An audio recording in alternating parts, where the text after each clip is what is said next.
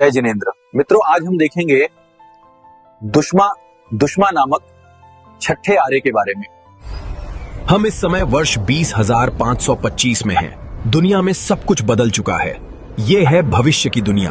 Technology इतनी हावी हो चुकी है कि लोगों ने धर्म आराधना को भुला दिया है। चारों ओर सिर्फ पैसों की अंधी भागदौड़ है। पैसे के बिना कुछ नहीं। पाप और हिंसा अपने चरम पर है। छठा आरा प्रारंभ हो चुका है। चारों ओर त्राहिमाम मच गया है। ऊपर से आग बरस रही है। नीचे बाढ़ आ गई, महाप्रलय आ गया। हमें बचाओ। इस छठे आरे में सब कुछ समाप्त हो जाएगा।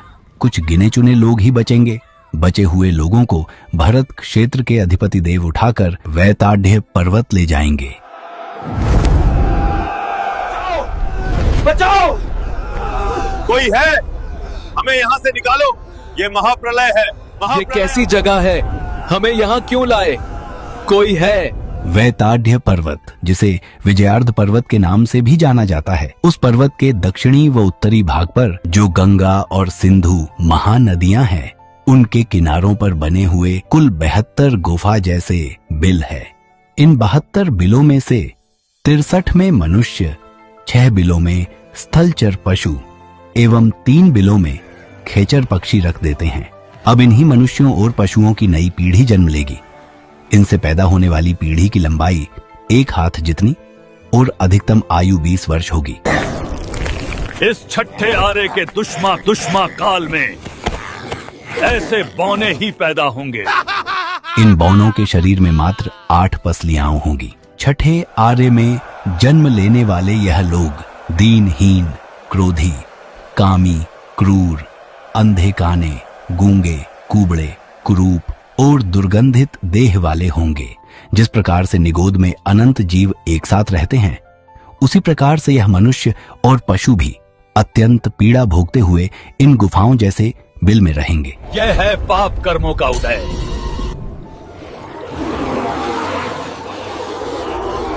यहाँ पर दिन में सूर्य आग की तरह तपेगा, रात्रि में चंद्रमा अत्यंत ही शीत प्रदान करेगा। आकाश से अग्नि की वर्षा होगी, नदियों में पानी उबलेगा, भयानक आंधियां चलेंगी। कुल मिलाकर यह लोग नरक जैसी जिंदगी का अनुभव करेंगे।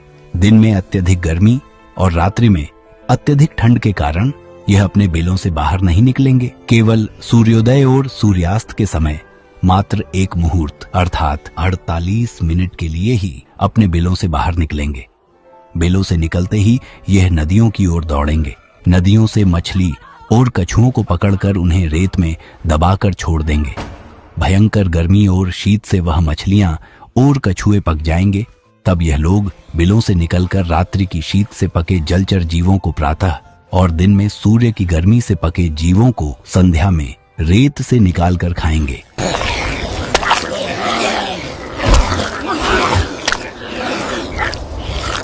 खोपड़ी में पानी पिएंगे।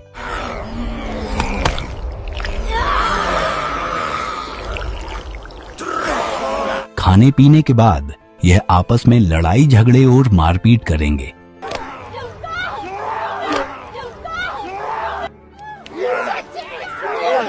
उसके बाद वासना में अंधे होकर रिश्तों की मर्यादा को भुलाकर अपने ही परिवार की स्त्रियों के साथ दुष्कर्म करेंगे।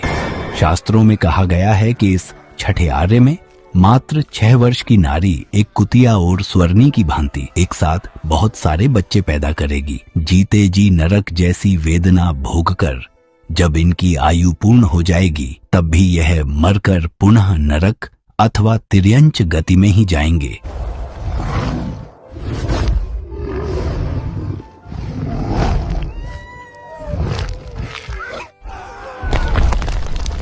हमने जिनेंद्र भगवान की वाणी क्यों नहीं सुनी? हमने पाप कर्म क्यों किए? हमने पाप क्यों किए? हमने कंदमूल क्यों खाए? हमने रात में खाना क्यों खाया? अगर तुमने अपने पूर्व जन्मों में तीर्थंकर भगवान की वाणी को मान लिया होता तो तुम्हें इस भयानक नरक में नहीं आना पड़ता। तुमने रात को भोजन किया, हिंसा की पाप किए, अब तुम्हें इसका फल भुगतना ही पड़ेगा। यदि तुम इस छठे आरे के दुखों से बचना चाहते हो तो आज से ही धर्म आराधना प्रारंभ कर दो।